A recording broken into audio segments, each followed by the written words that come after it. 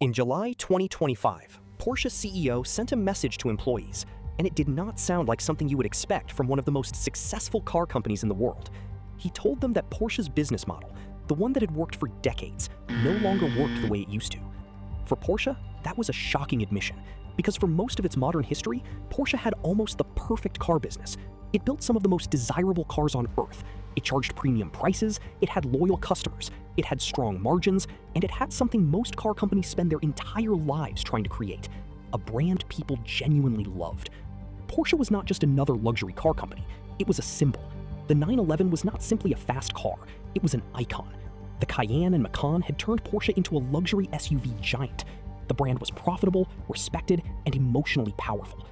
And then, for a while, it looked like Porsche had found the perfect way to carry that magic into the future: the Taycan, Porsche's first fully electric car. When it launched, the Taycan seemed like a breakthrough.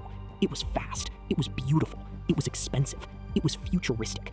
And most importantly, it was not supposed to be just another electric car. It was supposed to be an electric Porsche. That was the entire promise: the future of driving, but with the soul of the past. Porsche even had the perfect phrase for it: soul electrified. And at first, people believed it. The reviews were strong, the hype was real, sales started rising, investors loved the story. Porsche seemed to have done something extremely difficult. It had taken one of the most traditional sports car brands in the world and made it feel ready for the electric future. But then, something changed. The car that was supposed to lead Porsche into a new era started becoming one of its biggest problems. Sales fell sharply. Customer complaints grew. Repair stories became painful. Depreciation became brutal. And Porsche eventually had to admit that the electric future was not arriving the way it expected. So what went wrong? How did Porsche, a company famous for understanding driving emotion, misunderstand its own customers? And how did it build one of the most advanced electric cars ever made, only to realize that many Porsche buyers still wanted something else? To understand that, we need to go back to the moment everything still looked perfect. In 2019, the car industry was changing fast. Tesla had proven that electric cars could be exciting. For years, EVs had been treated like boring commuter cars, something practical, something efficient, something sensible. Tesla changed that image. Suddenly, electric cars were fast, expensive, desirable, and cool. They were not just about saving fuel, they were about acceleration, software, status, and the future. And the market rewarded that story. Tesla's value exploded. Investors became obsessed with electric vehicles. Governments pushed stricter emissions rules. Car companies around the world started announcing enormous EV plans. Ford introduced the Mustang Mach-E. GM committed billions to electric vehicles. Every manufacturer wanted to show that it would not be left behind. And Porsche was watching all of it. But for Porsche, the EV transition was not just a normal business decision. It was much more complicated. Because Porsche was never just selling transport. Porsche was selling emotion. A Porsche was supposed to feel alive. The sound of the engine, the way the steering communicates, the shape of the car. The mechanical drama, the sense that every detail exists for the driver. That is what made Porsche different. So when Porsche decided to build its first fully electric car, the challenge was enormous. It was not enough to build something fast. It was not enough to build something expensive. It was not even enough to build something technically impressive. Porsche had to build an electric car that still felt like a Porsche. And in many ways, the Taycan did exactly that.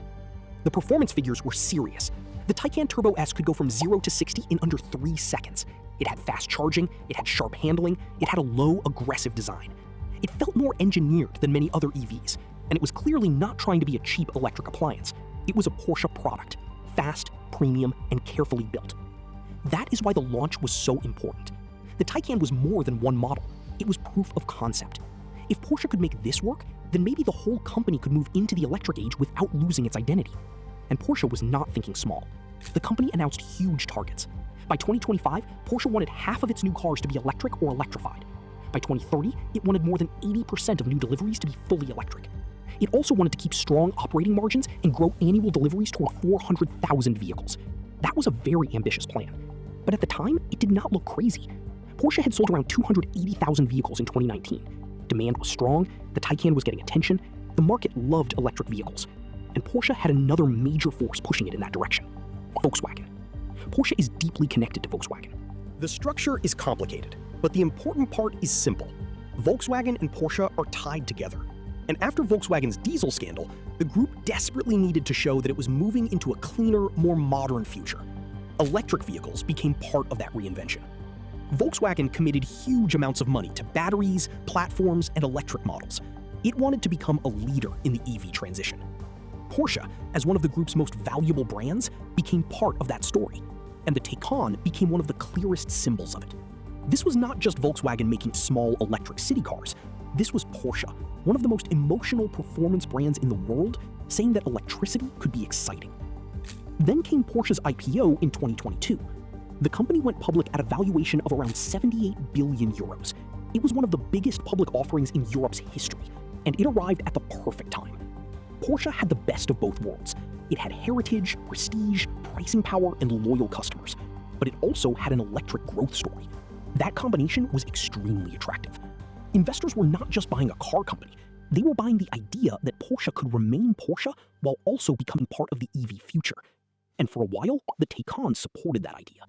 In 2020, Porsche sold more than 20,000 Taycans. By 2023, that number had climbed above 40,000. That was impressive for an expensive electric performance car. The Taycan was getting close to the sales of Porsche's most iconic model, the 911. On paper, the strategy seemed to be working. Porsche's margins were strong, the brand was still desirable, the company looked modern without looking desperate. And Oliver Blume, Porsche's CEO, seemed to be leading the brand into its next great chapter. But early success can be misleading, especially in luxury cars, because the first buyers of a new model are often the easiest to convince.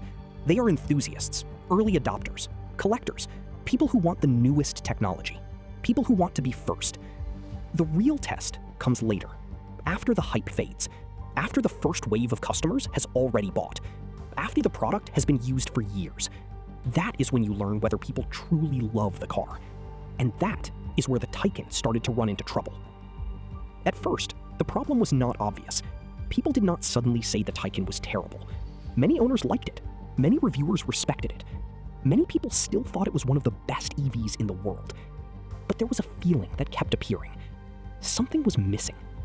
And for Porsche, that matters. A normal car can be judged mostly by practicality, range, price, comfort, features. But a Porsche is judged by something harder to measure: emotion. And 911 is not loved because it has the best numbers in the world. There are cars with more power, cars with faster acceleration, cars with more dramatic styling. But the 911 has something deeper, a connection to history, a sound, a feeling, a sense that the car has been refined over decades without losing what made it special. That is what customers pay for. And the Taycan had a problem. It had the badge, it had the acceleration, it had the technology, it had the luxury. But for many Porsche fans, it did not have the same heart. It was impressive, but impressive is not the same as emotional. That is the distinction Porsche seemed to underestimate. Because when a customer buys a Porsche, they are not only buying speed. They are buying the way speed feels. And an electric car changes that feeling completely. There is no engine rising behind you, no exhaust note, no mechanical buildup, no gear shift drama.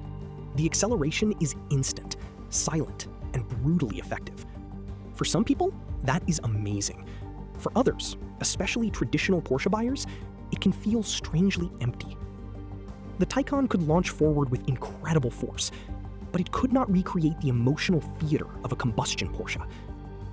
And then the problems became more practical, because the Taycan was not just emotionally different, it was also technologically complex. That brought a very different ownership experience. Owners began reporting software issues, door handles that did not always respond properly, screens behaving unpredictably, CarPlay problems, charging problems, climate control problems, navigation issues, backup camera complaints. Individually, these might sound like small annoyances. Every modern car has software bugs. But Porsche customers are not paying ordinary prices. They are spending luxury money, sometimes well over $100,000, sometimes close to $200,000. At that price, small problems feel much bigger, because the expectation is different. A Porsche is supposed to feel precise, polished, engineered, reliable in the details. So when basic features become annoying, the frustration is not just about the feature. It is about the feeling that the car does not live up to the badge. Then came the service problems. And this is where the Taycan ownership experience became genuinely painful for some customers. Combustion Porsches can be expensive to maintain. That is not new. But they are familiar machines. Dealers understand them. Specialists understand them. There is a long history of repairing and maintaining them. The Taycan was different. Battery systems, software, high voltage components, specialized diagnostics, parts availability, manufacturer guidance, all of it made repairs more complicated. Some owners reported cars sitting in service centers for long periods, weeks, sometimes months. There were stories of expensive battery inspections, battery-related concerns, repairs that could become extremely costly, and recalls added more uncertainty. For a customer paying a huge monthly payment on a luxury car, few things are more frustrating than not being able to drive it. That kind of experience damages trust quickly, because people can forgive a flaw in a car they love. They can even forgive high costs if the car makes them feel something special. But when a car is expensive, loses value quickly, and spends too much time in the shop, the relationship changes. The dream starts to feel like a liability. And that leads to one of the biggest problems the Taycan faced: depreciation. Some Taycan models lost value at an alarming rate. Cars that had been extremely expensive when new could be worth dramatically less only a few years later. For any luxury buyer, that hurts. But for Porsche, it is especially damaging, because Porsche has built part of its reputation on strong residual values. A 911 often feels like one of the safer Performana cars to buy. Not cheap, not practical, but relatively protected. Some models even become collectibles. That gives customers confidence. It makes the purchase feel emotional, but not completely irrational. The Taycan did not offer that same feeling. As used values dropped, buyers became more cautious, and the more cautious buyers became, the harder it was to sell new ones. Nobody wants to buy an expensive car if they believe it will collapse in value. Nobody wants to inherit a complicated repair risk. Nobody wants to feel like they are paying a premium for a car the market is already punishing. And by 2024, the numbers started to show the problem clearly. Taycan sales fell sharply, from more than 40,000 in 2023 to just over 20,000 the next year. That was not a small adjustment. That was a major warning sign. And it became even more revealing when compared with the rest of Porsche's business. Because customers were not abandoning Porsche, they were still buying combustion models. The 911 remained strong. Traditional Porsche products still had demand. The emotional core of the brand was still alive. The problem was not Porsche itself. The problem was Porsche's assumption about where customers wanted the brand to go. That is what makes this story important. It would be easy to say Porsche failed because electric cars are bad, but that is too simple. Electric cars can work. Tesla proved that. Plenty of people love EVs. The problem is not electricity. The problem is brand identity. Tesla did not have to protect the sound of a flat-six engine. It did not have to preserve decades of racing heritage in the same way. It did not have to convince customers that the future still felt like the past. Tesla created a new emotional promise: silence, acceleration, software, minimalism, technology, the feeling of driving the future. Porsche's emotional promise was different. Porsche was not built on silence. It was not built on screens. It was not built on software. It was built on mechanical feeling. That does not mean Porsche can never make a great EV.